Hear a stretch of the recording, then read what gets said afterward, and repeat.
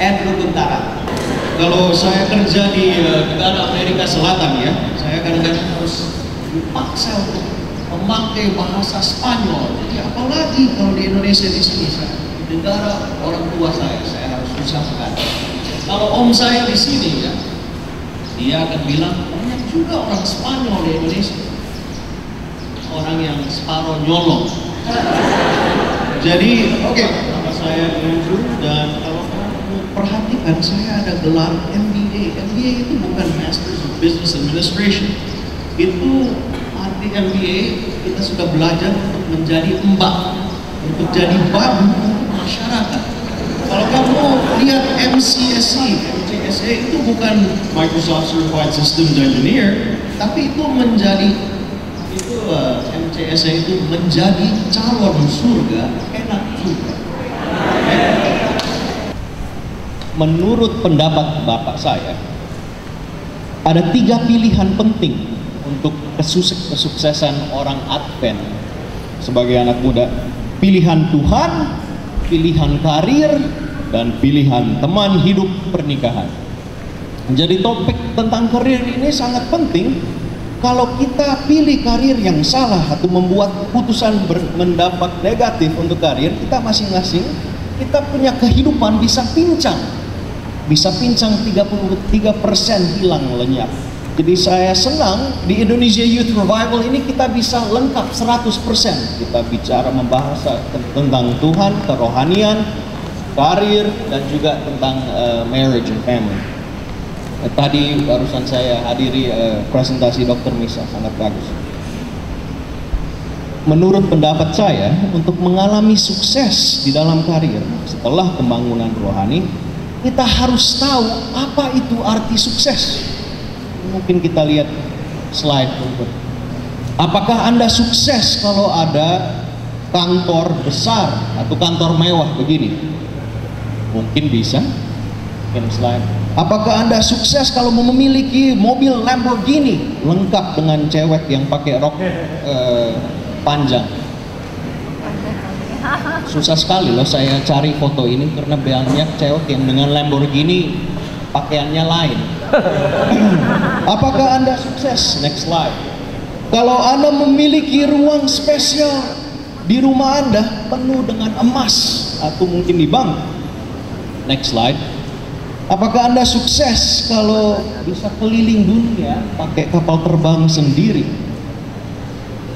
Apakah Anda anggap sukses kalau banyak orang datang mendengar kamu punya seminar dan Anda diundang duduk di depan untuk foto? Hal-hal tersebut ini memang mungkin baik, tapi sangat berbahaya kalau ini hanya tujuan utama Anda. Walaupun saya bekerja di dalam gereja Advent kita bekerja dengan banyak software, orang dari Microsoft atau Sun Systems. Jadi kita lihat banyak orang yang ada hal-hal yang barusan kita lihat dari foto-foto yang barusan dijabarkan. Namun kita lihat mereka yang ada banyak ini, mereka enggak 100% dijamin sukses. Jadi kita sangat penting untuk kita kasih definisi sukses ya. Jadi kalau kita lihat slide berikut, definisi sukses menurut saya untuk merasa puas dengan pekerjaan Anda. Ini bukan orang gila, ini orang puas ya, sangat senang dengan mereka punya pekerjaan. Nomor 2, kita merasa yang silakan kita membuat dampak positif. Kalau dunia ini lebih buruk karena karir Anda atau tidak membuat dampak apa-apa, mungkin kita punya karir itu percuma.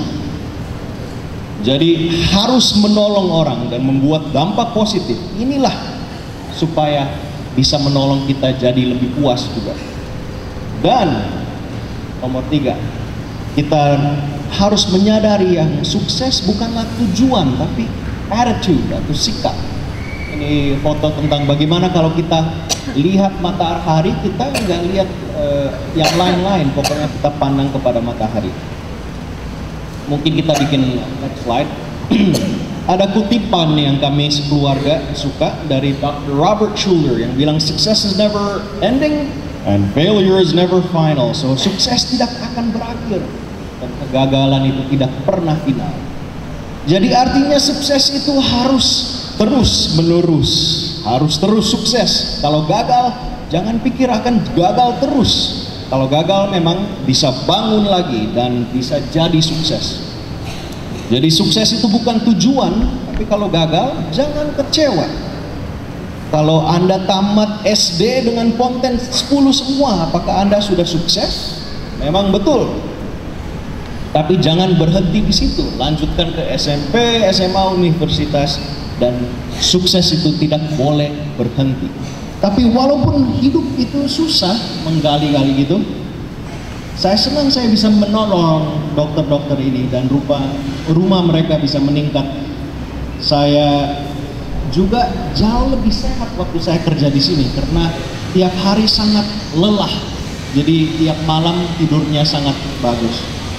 Jadi itu pola hidup sehat juga membuat perasaan sukses.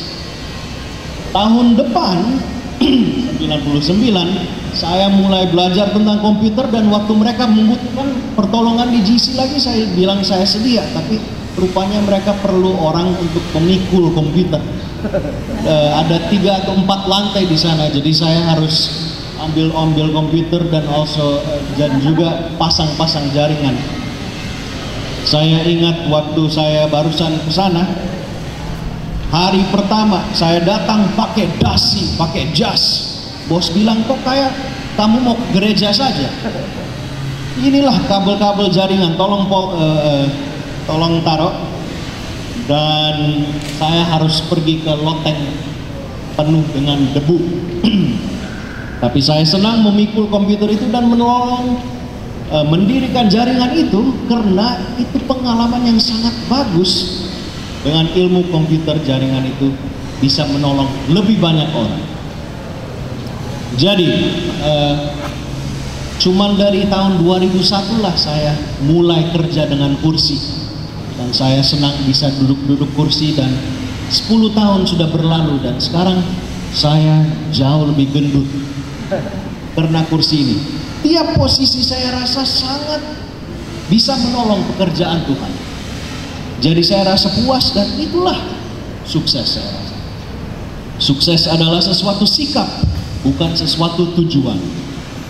Tuhan yang kasih mantel ini supaya kita bisa berdiri di depan Tuhan tanpa apa? Karena mantel dari Yesus. Tapi sebagai manusia kami, kadang-kadang kami rasa ya cukup hebat. Kita bisa terbang kayak Superman. Dan kadang-kadang kalau kita mau rasa hebat, ini mantel jatuh. Dan kita tidak tertutup lagi. Jadi tanpa mantel ini kuasa kita hilang, kita jadi tanggung jawab kita. Kita harus memilih Tuhan Yesus tiap hari, tiap jam, tiap detik. Kalau kita lupa memilih Tuhan Yesus, ada kemungkinan otomatis memilih yang lain.